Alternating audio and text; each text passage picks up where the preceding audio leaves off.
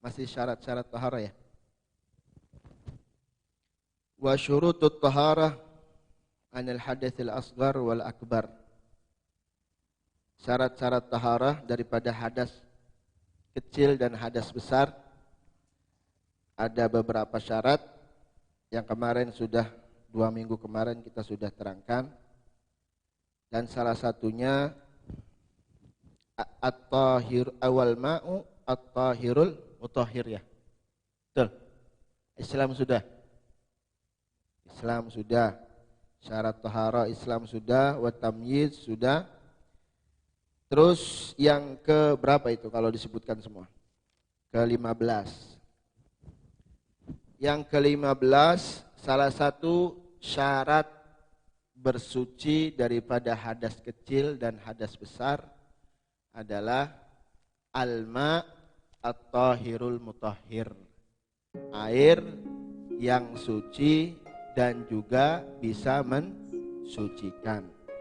Atau dengan kata lain, suci dan mensucikan itu artinya tohur. Atau dengan kata lain, at-tohur itu suci dan mensucikan. Disingkat. Jadi kalau tohirun mutahhir, kalau disingkat itu tohur, air yang suci dan mensucikan. Nanti saya akan terangkan satu persatu ya. Masalah air ini. Wal ma'u tahirul mutahhir. Fala yasihhu raf'ul hadathi wala izalatun najisi illa bil ma'il mutlaq. Dan tidak sah mengangkat hadas dan juga tidak bisa menghilangkan najis kecuali dengan air yang mutlak. Air yang mutlak itu nanti di sini dijelaskan. Apa sih air mutlak? Air yang mutlak itu wahwa ma nazala minas sama au naba'a minal ard. Air yang mutlak itu yang turun dari langit dan yang keluar dari bumi. Itu air mutlak namanya. Air yang mutlak adalah yang turun dari langit, yang keluar dari bumi, atau naba'a, bersumber dari bumi. Ala ayyi sifatin kanat min aslil khilqah. Baik pun turunnya dan bersumber turunnya dari langit atau bersumber daripada bumi. Ala ayyi sifatin kana min aslil khilqah. Min aslil khilqah, sesuai dengan aslinya. Dia sesuai dengan aslinya. Pokoknya yang turun dari langit sesuai dengan aslinya itu suci. Bisa kita buat wudu. Atau bersumber dari tanah dengan sesuai dengan aslinya, itu boleh kita pakai. Itu namanya air yang mutlak. Apa sih yang turun dari langit? Fama nazala minas sama, itu huwa ma'ul matar. Salah satunya adalah air hujan. Atau wal barat. Barat itu bisa dikatakan embun. Nah, embun juga bisa. Embun, tapi kalau sudah banyak ya bisa kita buat wudu. Ya. Atau wasalaj, atau yang memang turunnya berbentuk es, tapi nggak bisa langsung jadi wudu, artinya dicairkan dulu. Ada memang ada ya turun es, kan ada ya es watu. Jadi yang turun dari langit itu salah satunya air hujan atau air embun. Embun air bukan? Air ya? Air embun, air AC bisa beli. Air AC juga bisa kalau banyak dan enggak berubah warnanya. Wasalaj, dan es juga bisa, tapi dicairkan dulu. Balokan nanti yang wudu ya, pencut gue. Terus wa mana ba'a minal ard, dan apa sih yang bersumber dari dari tanah, sumber yang keluar dari tanah? Salah satunya adalah ma'ul bahar, air lah laut, dan juga wan nahar, air sungai, atau wal be'er, air sumur, wal ain, dan juga air apa tuh, mata air ya. Nah, mata air juga sama.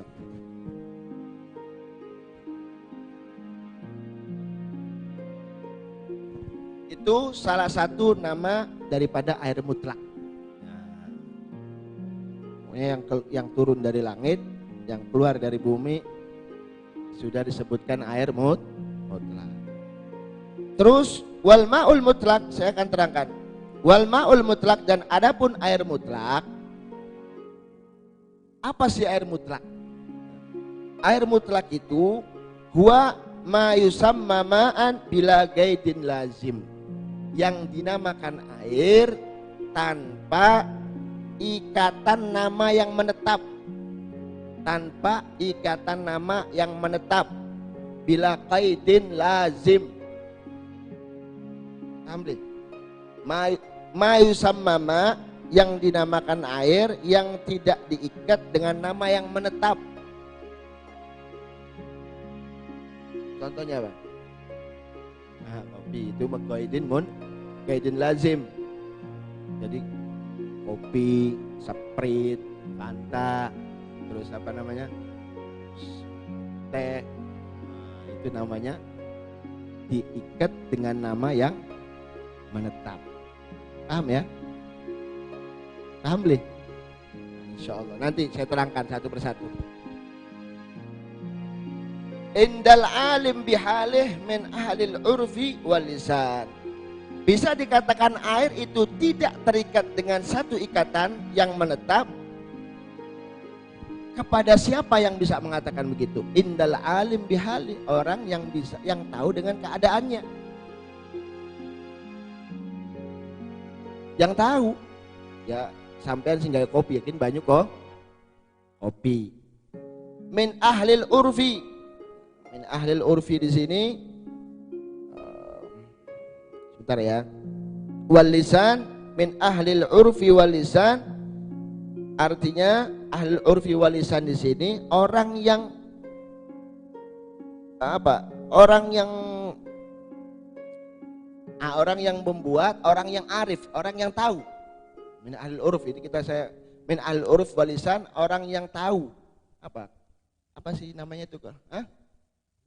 Ahli atau apa? Apa namanya? Kalau orang yang meneliti itu, peneliti apa? Uruf itu peneliti. Nah, peneliti. Ahli, itu ahli lah. Ahli lah. Pakar lah. Ya. Terus saya akan terangkan satu persatu. Watan qasimul miyah min haitsul hukum ila thalathati aqsam. Dan adapun air yang mutlak, ya. Dan watan qasimul miyah, dan adapun bagian-bagian air dari segi hukum itu ada 3. Air, ya. Air itu terbagi 3 dari segi hukum. Yang pertama al-ma'ul mutlak huwa tahur. Yang pertama adalah air yang mutlak adalah air yang tohir atau tohur, suci dan mensuci. Kalau saya sebut tohur berarti suci dan mensucikan. Jadi yang pertama adalah air yang mutlak. Air yang mutlak itu disebutkan air yang tohur. Ya. Nah, dan air yang tohur itu ada 2. Dan air yang tohur itu ada 2.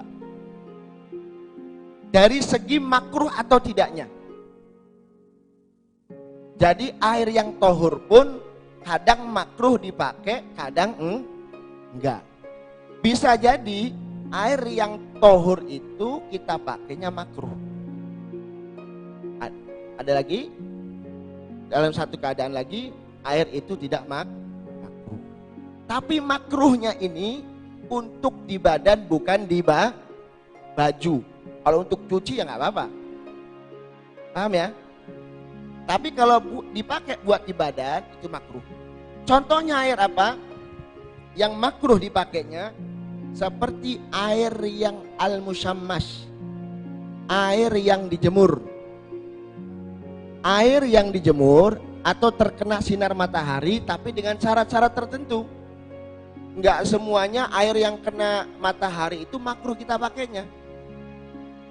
Salah satunya adalah syaratnya harus fi baladin har. Satu tempat negerinya atau wilayahnya itu panas. Sini panas nggak wilayahnya? Indramayu. Panas tuh bener tuh. Kalau di Arab kan panas tuh bener-bener panas kan. Sampai berapa derajat kan gitu kan. Jadi syaratnya daerahnya itu wilayahnya harus panas. Nah, itu yang pertama. Kedua, syaratnya airnya itu ditempatkan di tempat yang muntobe. Muntobe itu seperti tembaga. Terus apa lagi? Logam. Misalkan ada tempat itu, terus ada airnya kena sinar matahari dan negerinya memang panas. Terus kita pakai air itu nggak boleh. Bukan nggak boleh, Mak. Kenapa sih sebab makruhnya? Itu yurithul baros, bisa menyebabkan belang. Orang kena penyakit belang itu biasanya kena wudu dari tempat air yang kena matahari ya seperti itu ya. Memang negerinya panas, terus airnya wadahnya itu dari suatu yang di muntobi itu yang di gedik di Palu ya Beb, di tempat tembaga, logam itu nggak boleh, makruh. Dan bahkan kalau mudorot, kalau dia tahu bahwa dia itu bakal kena itu nggak boleh, haram. Bakalan yakin bakal kena baros penyakit itu ya, mudorot namanya itu haram.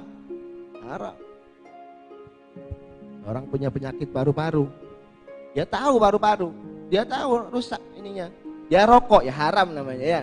Kalau masih sehat ya, saya nggak fatwa ya, saya nggak fatwa.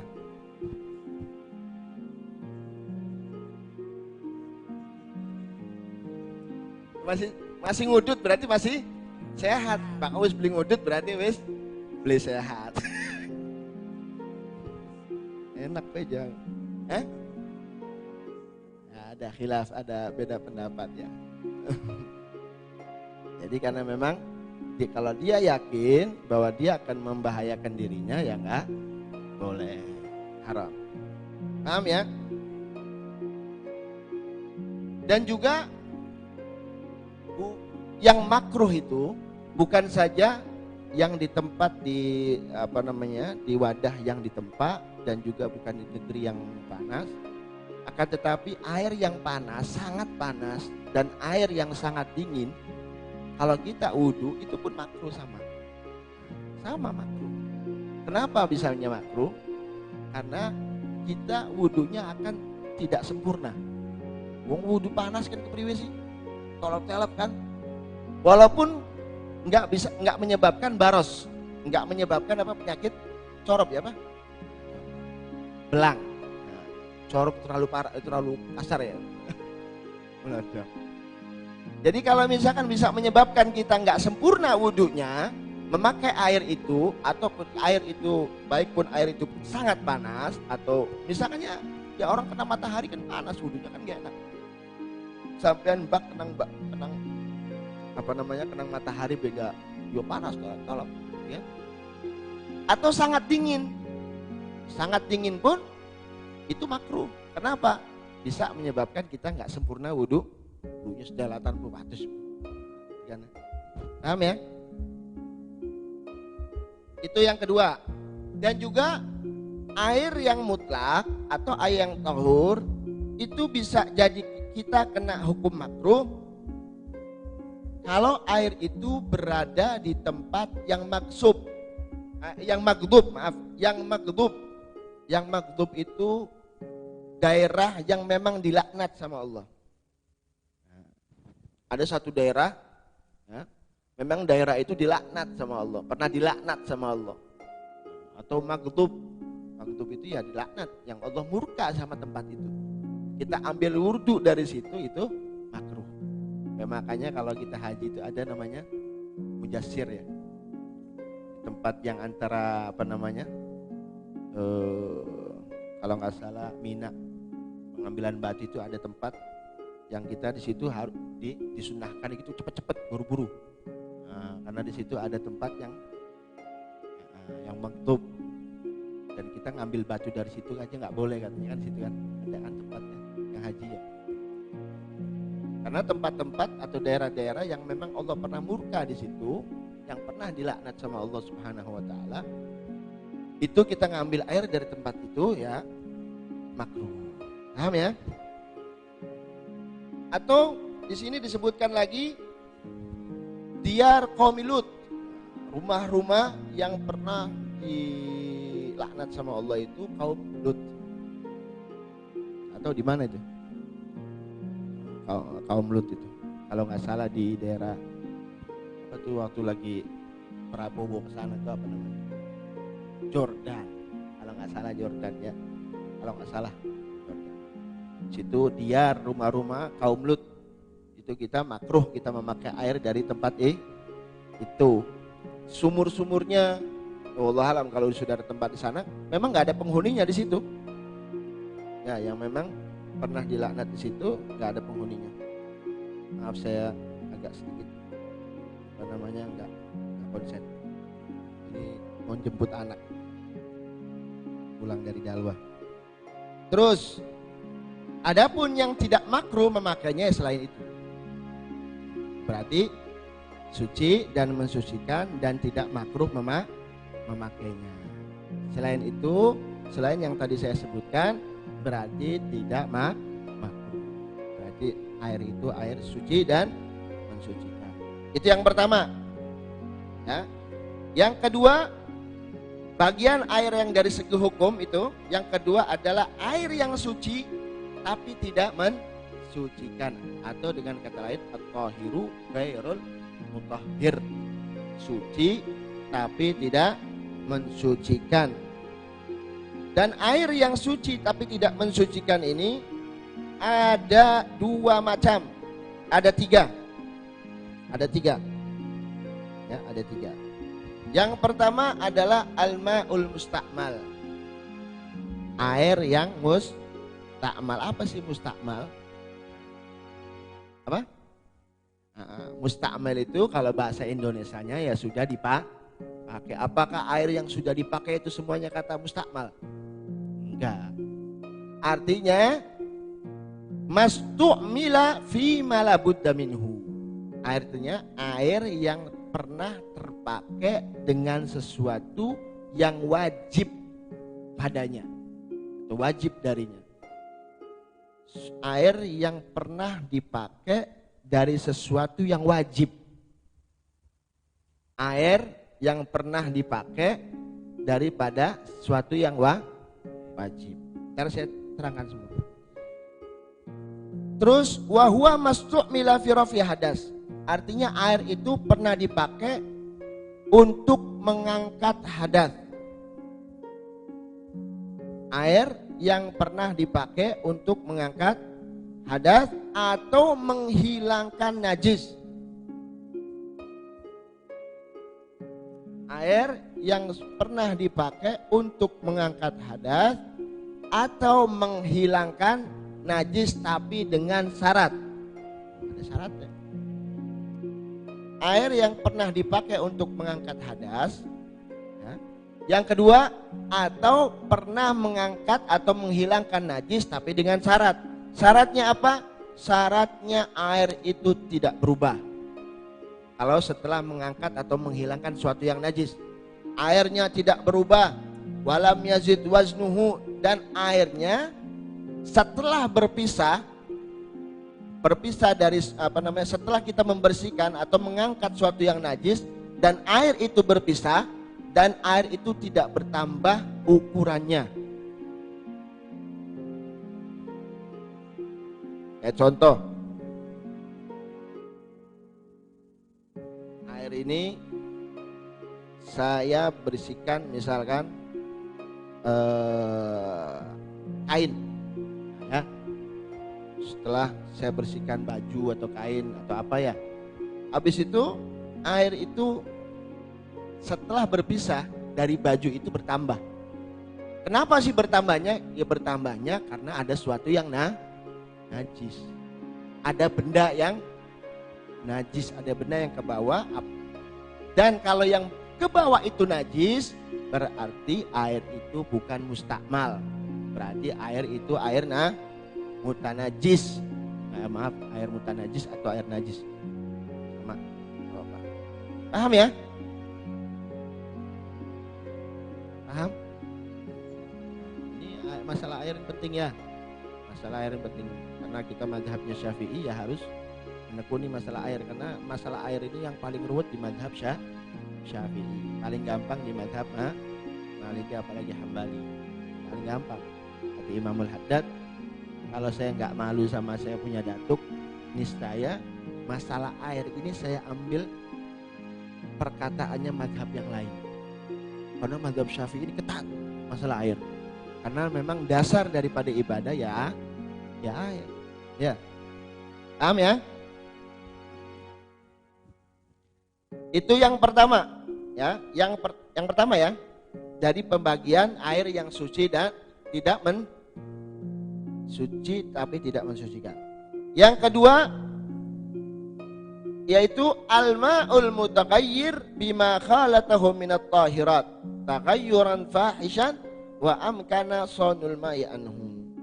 Yang kedua adalah air al-mutaghayyir yang berubah setelah khalatahu minat tahirat, setelah tercampur dengan sesuatu yang suci. Air yang berubah setelah tercampur dengan sesuatu yang suci, tapi perubahannya itu sangat yakin, tagayyuran fahish, atau berubahnya itu betul-betul berubah walaupun tercampurnya dengan suatu benda yang suci kayak kopi. Berarti kan berubah airnya. Jadi apa airnya? Oh, ibu-ibu barangkali mau pindah.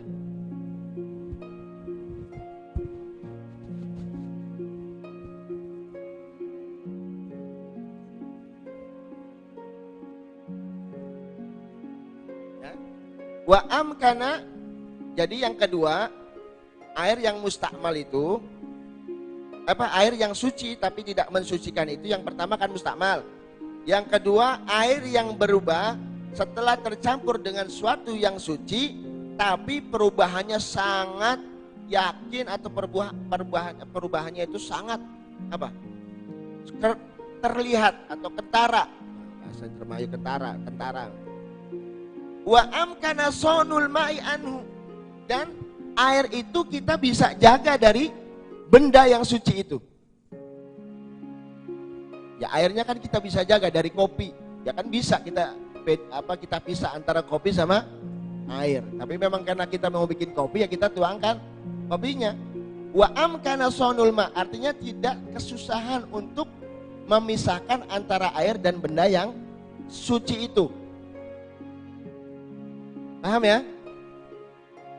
Dan air yang al-mutaghayyir ini nanti saya akan terangkan lagi setelah ini.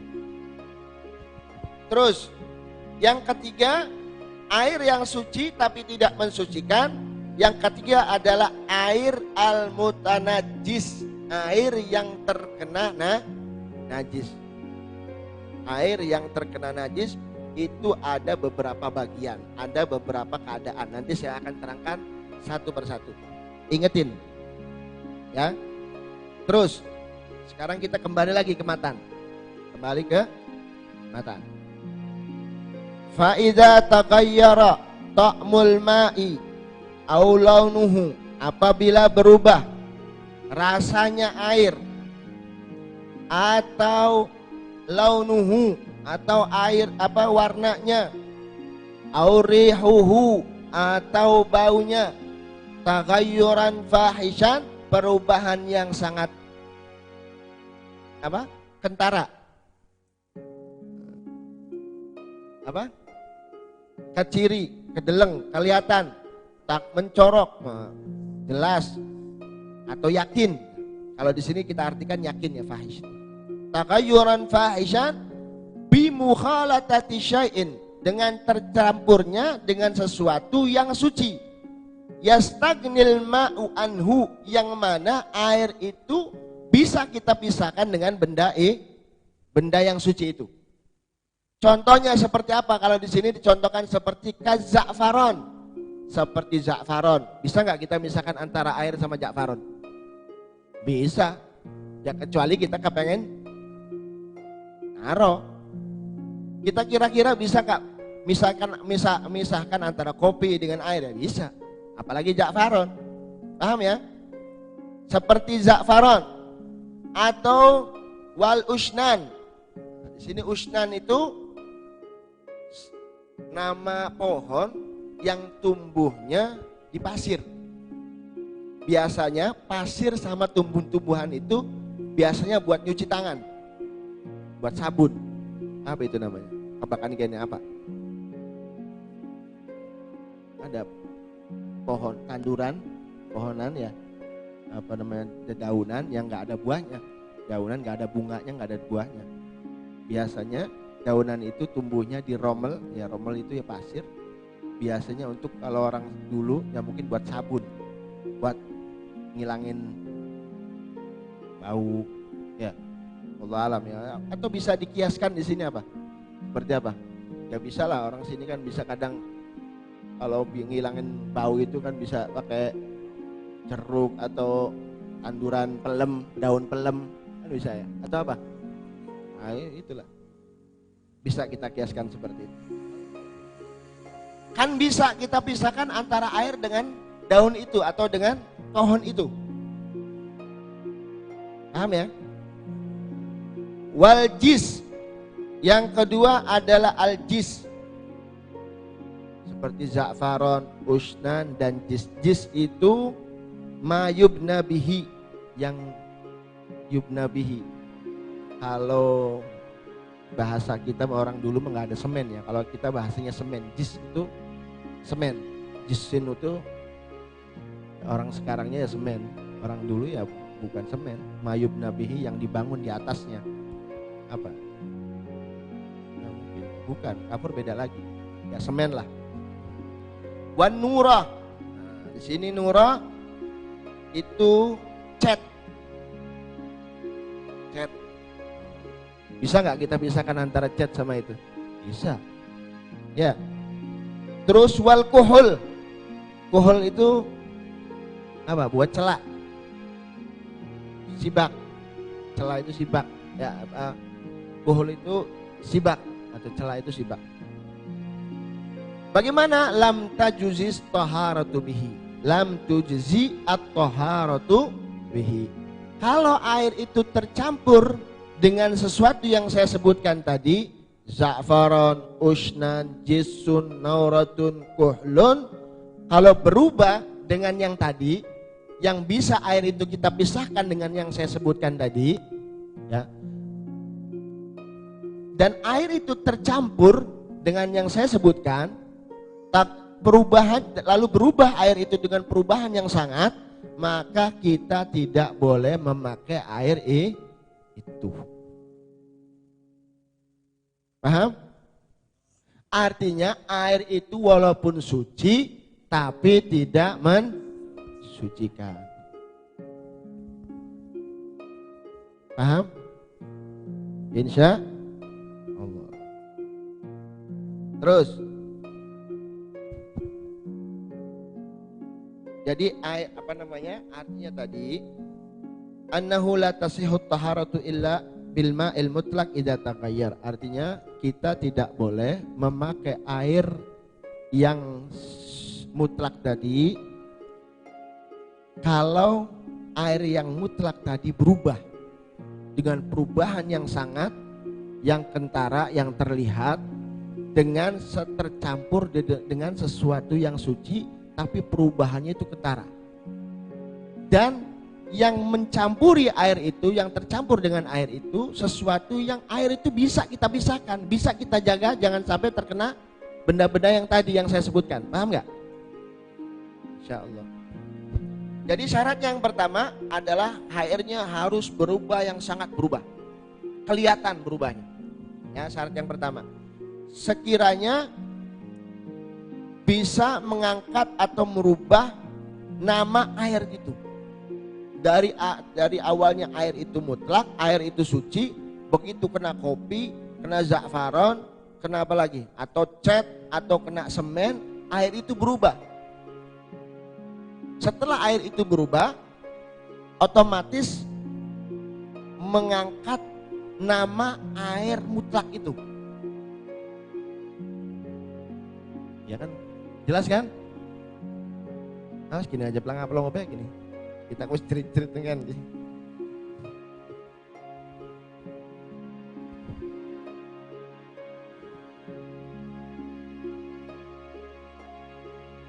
Ayo nanti saya jelaskan, nanti ada namanya mukhalid, ada mujawir.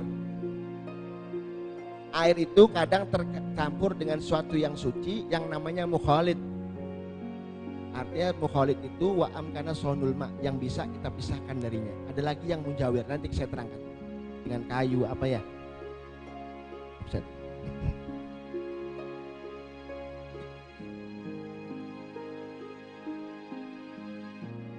Atau dengan kata lain begini, paling enaknya muncul nama baru. Enak deh. Muncul nama baru. Setelah tercampur kopi, muncul nama jajan, wedang kopi. Tercampur teh, wedang teh. Paham ya? Kalau sudah berubah nama, berubah apa? Nama ya? Berubah nama baru, punya nama baru, berarti itu sudah biqaidin lazim, berarti terikat dengan sesuatu yang menetap. Tapi suci, bisa diinung, kopinya kan makanan kan? Bisa diinung, bisa berangkat wudhu, bisa. Jelas ya? Ini kopinya ada dari sini. Terus yang kedua, syaratnya air itu tidak bisa dipakai. Ya, air yang mutlak tadi syaratnya tidak bisa dipakai karena tercampur dengan suatu yang suci tadi. Kedua adalah anyakuna bimukhalitin lil ma yukhalifuhu fi sifatihi kulliha au fi wahidatin minha. Hendaknya tercampur dengan sesuatu yang yukhalif, yang membedakan dari sifat-sifat air itu. Kopi beda beli, bari banyu sifatnya beda beli, warnanya beda beli, sifatnya, berarti sifat itu kan ada 3. Sifat itu ada rasa, ada bau, ada warna. Beda nggak rasanya?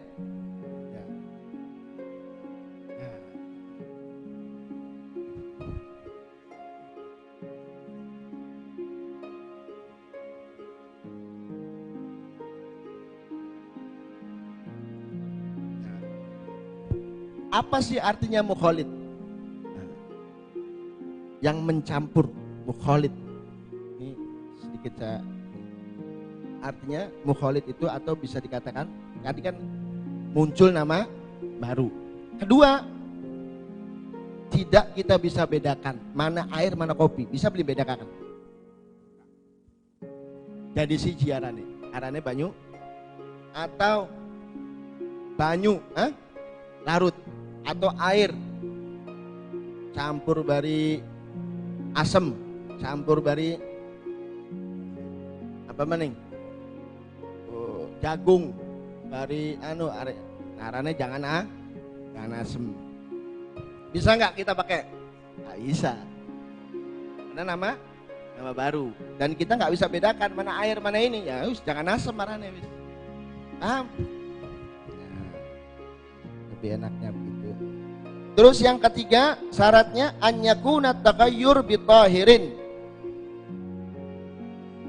Hendaknya apa syaratnya? Air itu suci tapi tidak mensucikan kalau tercampurnya dengan suatu yang suci. Tapi kalau tercampurnya berubahnya dengan suatu yang najis, maka air itu namanya air najis. Paham ya? Insya. Terus yang keempat, syaratnya an yastaghniyal ma'u anhu. Hendaknya air itu la yasyukku sonul ma'i anhu, tidak kesusahan kita untuk menjaga air itu dari benda-benda itu. Yang mau sih disebutkan, paham? Paham ya? Kita nggak kesulitan untuk memisahkan itu. Tidak kesulitan untuk memisahkan itu. Seperti za'faron, usnan, jis, naurakuhul. Tapi falau taghayyarul ma' bi mukhalati syai'in minha shara tahiran ghairu mutahhir. Jadi kalau kecampur sama benda atau macam-macam yang tadi saya sebutkan, ya. Karena benda itu kita bisa menjaganya. Bisa menjaga air itu jangan sampai terkena barang-barang yang tadi. Tapi kalau kecampur ya sudah, berarti kita nggak boleh pakai wudu. Paham ya? Terus nanti kok gak paham deh. Terus wala yadurru taghayyuru bil mukuth, dan tidak berbahaya perubahan air itu dengan al-mukuth.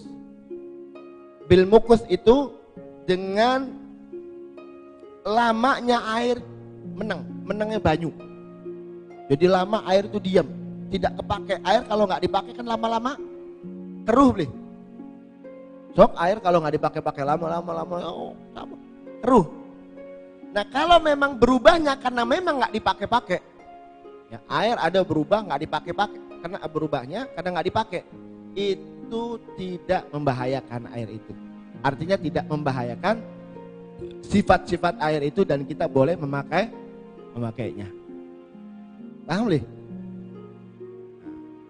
Wala yadurru taghayyur bil mukus wa in kasurat taghayyur li ta'adzuril ihtirat. Walaupun berubahnya sangat berubah, itu nggak jadi masalah karena memang nggak dipakai-pakai. Lumut. Nah ini lumut ada lagi, Beb.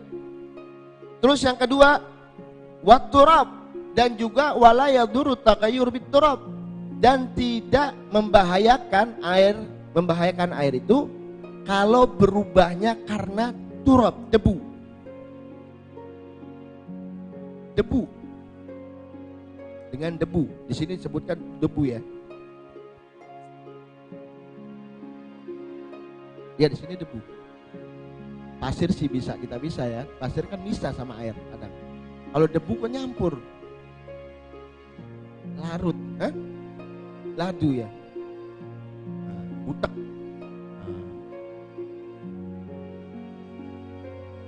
Oh, ladu. Hari bukan kita mah ladu, kayak panganan India kan ladu, manisan.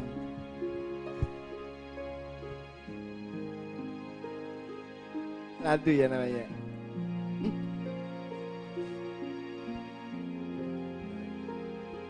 Jadi pokoknya wala yadurru taghayyur bil muqadd. Yang pertama tidak membahayakan air, berubahnya air karena memang kelamaan tidak dipakai.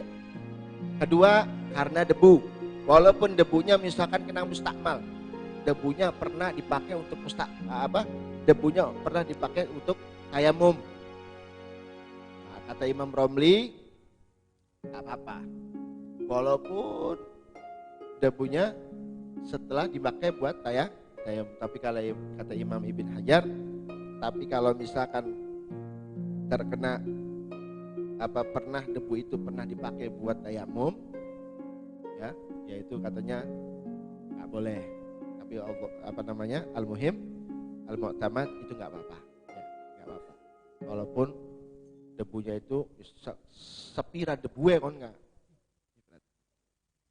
Paham ya? Itu yang kedua. Yang ketiga, wala yadurru taghayyur bituhlub wa tuhlub. Tuhlub itu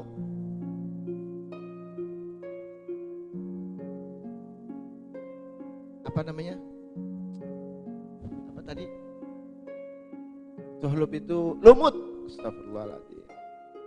Lumut, wat duhlub itu lumut. Misalkan berubah karena banyaknya lumut, ya air itu ya enggak apa-apa. Tidak membahayakan, artinya tidak membahayakan, boleh kita pakai. Paham ya? Wala yadurru taghayyur bituhlub. Enggak apa-apa. Li adamil istighna ilma'i anhu, karena memang kita enggak bisa memisahkan antara air sama lumut. Pasti ning di ana banyu ana lumut. Paus dijorakeun sia-sia lumutnya. Oke. Tapi syaratnya di sini hadza in lam yutrah fil ma'. Ini syaratnya kalau lumut itu tidak ditaruh, diletakkan di air, sengaja kita ambil taruh lumut di kono. Kalau memang muncul sendiri itu boleh. Tapi kalau kita sengaja kita ambil itu apa namanya? Lumut, kita taruh di air itu, terus berubah air itu, muncul nama baru, arahnya air lumut, itu nggak boleh, lumutan, baju lumutan. Fa in turiha fihi wa sara mukhalitan darra. Kalau sampai diletakkan terus berubah air itu, muncullah nama baru, maka membahayakan air itu dan nggak boleh kita pakai. Artinya suci tapi tidak mensucikan. Paham ya? Terus yang ke berapa? Tidak membahayakan berubah karena memang menetap, terus dengan debu, terus dengan lumut, dan yang keempat wa ma fi maqarrihi wa mamarrih, atau berubahnya ya dari tempat karena dari tempat air itu, atau dari tempat air tempat jalannya air, mengalirnya air ya, kayak pipa. Misalkan berubah dari pipa itu karena memang yang banyak PDAM kan kadang butek akhirnya kan dieng atau karat, itu kayaknya anak dendam pribadi.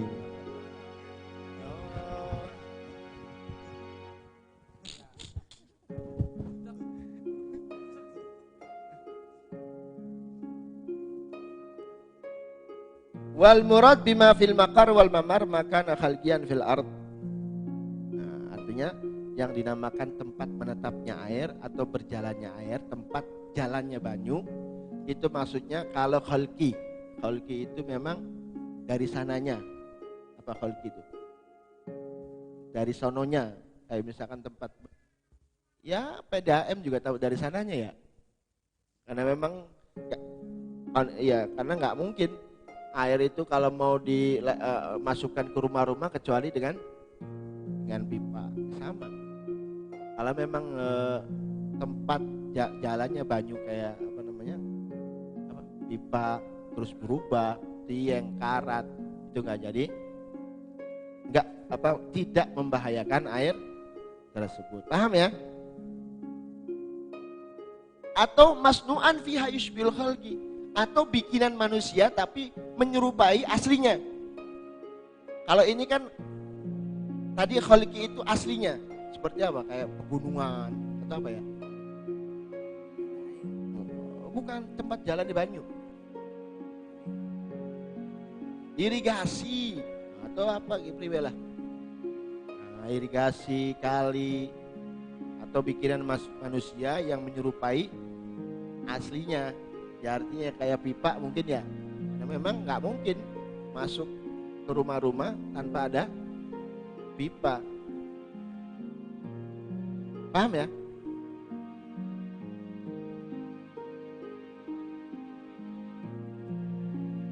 Terus wala taghayyuru bi mujawirin kal'udi wad-duhni al-mutayyib.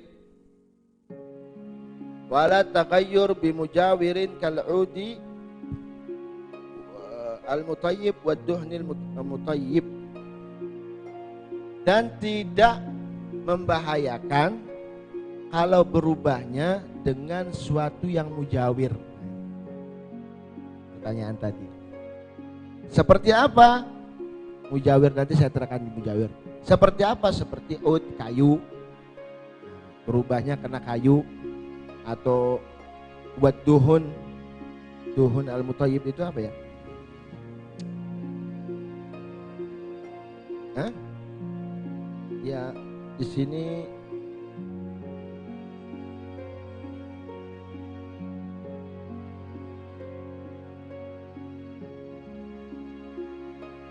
seperti apa contoh di sini? Hah?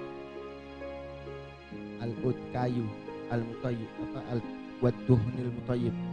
Duhun minyak yang wangi-wangi. Ya kayak ud lah, duhun apa? Minyak yang wangi. Karena minyak itu kan nggak mungkin, kita mungkin ya. Kalau di sini duhun itu minyak. Nanti juga ketemu lah. Saya akan terangkan dulu. Wal mujawir, apa sih mujawir? Mujawir itu huwa ma yumkin fasluhu anil ma ay ma yatamayyaz fi ra'yil ain. Bedanya mukhalid sama mujawir. Kalau tadi yang mukhalid itu kan tidak bisa dibedakan mana air mana kopi. Itu namanya mukhalid. Tercampur dengan suatu yang suci dan kita tidak bisa membedakan mana air mana itu jenis yang lain atau kopi atau teh. Paham ya? Kalau mujawir itu bisa kita bedakan mana itu air dan mana itu kayu. Kita bisa bedakan. Atau duhun al-mutayyib atau minyak yang bau harum. Seperti apa ya? Apa ya? Yang tidak larut. Artinya bisa ya minyak goreng ya? Bisa.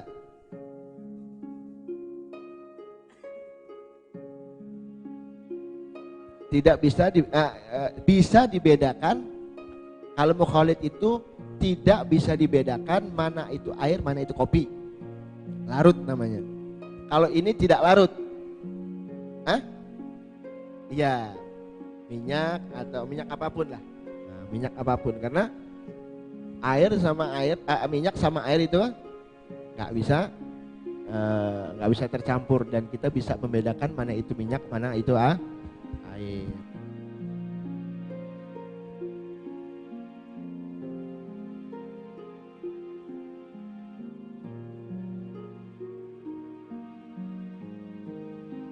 Paham ya? Jadi wala yadurru taghayyur wala taghayyuru bimujawir, dan tidak membahayakan namanya air mutlak itu kalau tercampur dengan suatu yang suci ya, tapi tercampurnya dengan mujawir. Artinya mujawir yang bisa dibedakan mana itu air atau mana itu benda. Artinya tidak larut. Apa saja bisa dikiaskan yang tidak larut dengan air. Ya, kayu otomatis tidak larut dengan air, atau minyak apapun ya. Paham ya? Paham Beb? Wallahu a'lam bishawab. Nah. Kelima kan?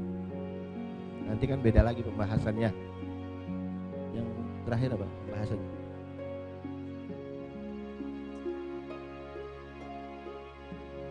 Itu air apa namanya? Air terbagi secara hukum tiga bagian, terbagi dengan tiga bagian. Yang pertama air yang mutlak, yaitu air yang tahur. Kedua air yang suci tapi tidak mensucikan. Yang ketiga air yang mutanajis, air yang terkena najis. Nanti setelah ini baru kita membahas tentang air yang terkena najis. Nah, ini kan beda pembahasan nanti ini. Wala tasihut taharatu bima tuhira bihi min hadatsin aw najis. Itu nanti pembahasannya air yang terkena najis. Wallahu a'lam. Ini besok insyaallah kita akan nisfu Sya'ban. Nah, besok malam Kamis ya. malam Kamis ini kita nisfu Sya'ban. Saya ada satu ijazah ya, satu ijazah yang memang diamalkan sama as-salafun saleh, khususnya yang pernah diamalkan oleh Al-Habib Abu Bakar bin Abdullah Al-Attas. Al-Habib Abu Bakar bin Abdullah Al-Attas, beliau sering Habib Abu Bakar bin Abdullah Al-Attas ini guru daripada Al-Habib Ali bin Muhammad Al-Habsyi, Sahibul Maulid. Jadi Al-Habib Ali bin Muhammad Al-Habsyi pernah mengatakan kepada anaknya Habib Abu Bakar, namanya Abdullah. Kata Habib Ali, dulu ente punya abah, yaitu Habib Abu Bakar Al-Attas, ketika masuk bulan atau masuk malam nisfu Sya'ban ya. Malam nisfu Sya'ban adalah malam yang salah satu malam yang diijabah ketika kita minta doa di situ ya. Kaifiyah, cara yang biasa dilakukan oleh Habib Abu Bakar ketika membaca surat Yasin, beliau kan biasa 3 kali ya baca Yasinnya, udah ma'ruf ya, paham. Itu biasanya dilakukan sholat 2 rakaat. Jadi sholat 6 rakaat. Setiap 2 rakaat, setiap rakaat membaca surat Fatihah dan membaca surat Al-Ikhlas 6 kali. Antum mau niatin mutlak boleh. Boleh juga kita diniatkan ketika sholat awabin. Setelah ba'dal maghrib kan sholat awabin 6 rakaat. Setiap 2 rakaat, jadi rakaat yang pertama baca Fatihah dengan surat Al-Ikhlas 6 kali. Setelah 2 rakaat ini baru Habib Abu Bakar Al-Attas ini baca Fatihah dan surat Yasin. Yang biasa kita niat kita baca Yasin. Kan kalau di Sya'ban kan niat pertama apa?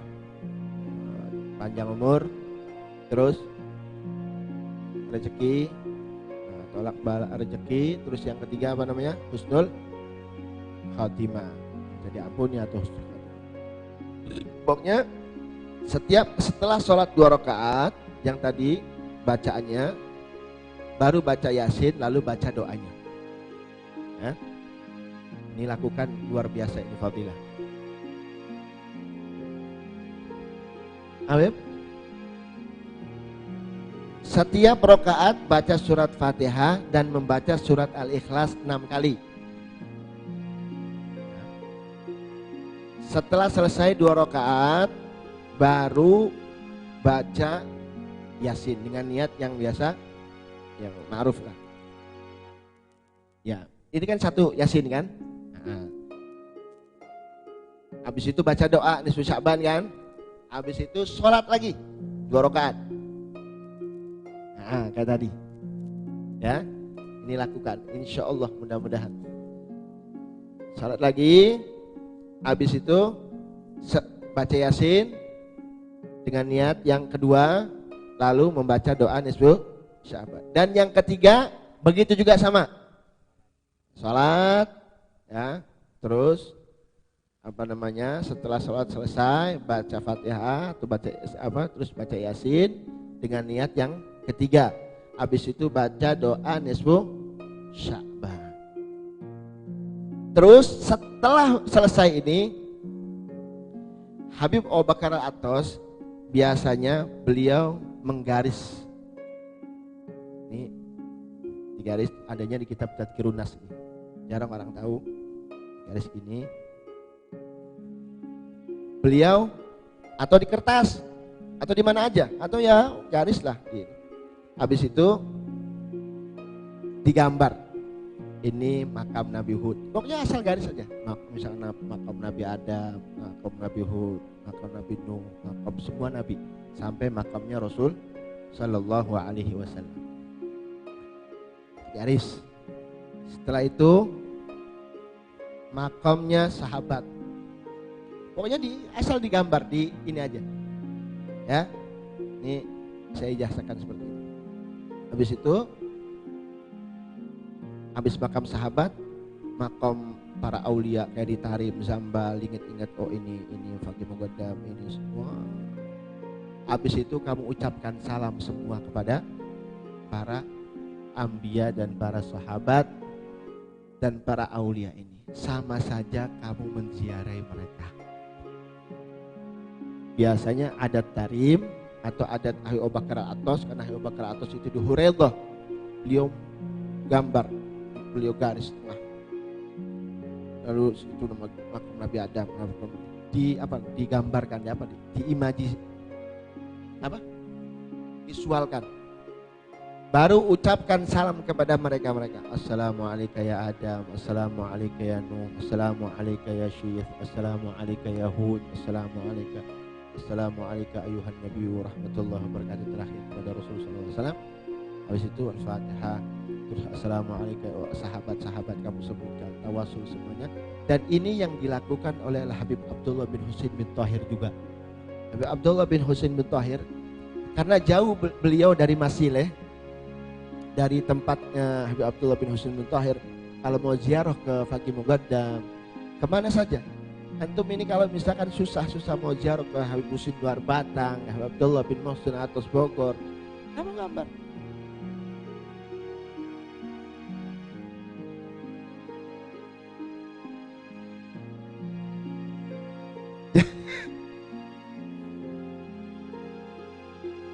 Tapi dengan iktikad bahwa kita itu bukan karena nggak bisa ke sana.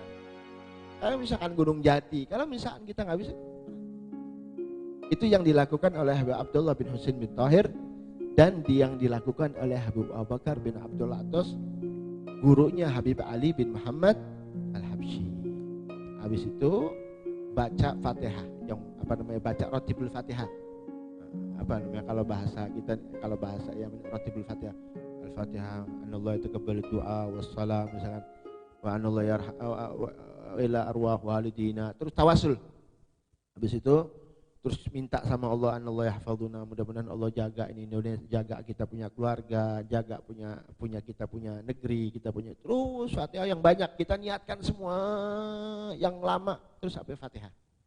Sama insyaallah. Dan kalau dengan cara seperti ini, nisfu Sya'ban, dan insya Allah kita akan mendapat keberkahan yang sangat luar biasa. Ya, insya Allah, amin. Itu yang pertama.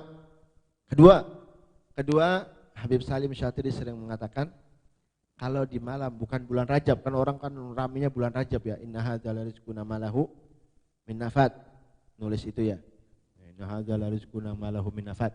Ingat, bagi orang yang pengen rezeki akeh, khususnya bulan April ya. Bulan April itu buat bulan katanya, buat bulan patokan katanya. Tengeran. Tulis malam nanti, inna hadza la rizquna ma lahu min nafad. Ditulis malam nisfu Sya'ban, terus ibu-ibu ditaruh di dompet. Bu, tulisan maukah tulis taruh ning dompet atau taruh ning dompet atau tas atau apa? Benaringan hancur. Laci sing tempat nyimpennya duit. Berarti sampean kok duit tuyul. Taruh ning tempat sing biasa naruh duit. Jadi aling-aling Pak bakal ana tulisan kun berarti ibu-ibu naruh duitan kono. Jadi insya Allah dengan tulisan itu mudah-mudahan rezeki kita tidak akan habis selama 1 tahun, dan mudah-mudahan kita mendapatkan keberkahan dari Allah Subhanahu wa taala. Paham tadi caranya? Syukur-syukur bisa di sini bareng-bareng ya. Ya kalau syukur-syukur di sini bisa bareng-bareng. Tapi syukur-syukur di sini nanti habis sholat terus baca Yasin sampai terus kita gambar, kita mengucapkan kayak ziarah saja. Salamullah ya sada minir rahman ya syakum. Kayak ziarah sama. Assalamualaikum ya Adam, assalamualaikum ya Nuh. Kita ucapkan salam kepada mereka ya. Paham ya? Wallahu a'lam bishawab.